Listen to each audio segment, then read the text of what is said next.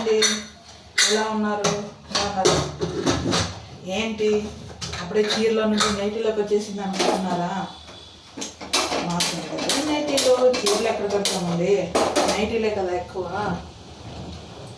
దాని బయటకు వెళ్ళి చీరలు లేదంటే నైటీలు. ఈరోజు పప్పు చేస్తున్నాం. పప్పు రాకునే వాళ్ళు అంటే ఎవరు లేరు కదా, అందుకే ఏం చెప్పట్లేదు. లేదు మాకు తెలియదు చెప్పు, నువ్వు ఎలా చేస్తావా అంటే ఏం లేదంటే వెళ్ళిపోకండి.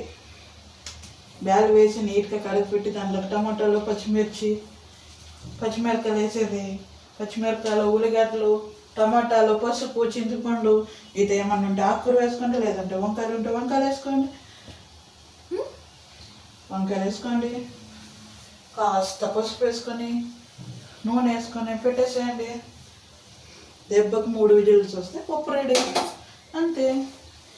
ఇక్కడ కర్ణాటకలో పప్పు అంటేనే నచ్చదు. పప్పు అంటే పప్ప అంటారు. మనకేమో పప్పు అంటేనే ఎమోషను, పప్పు లేకుంటే ఉండలేము.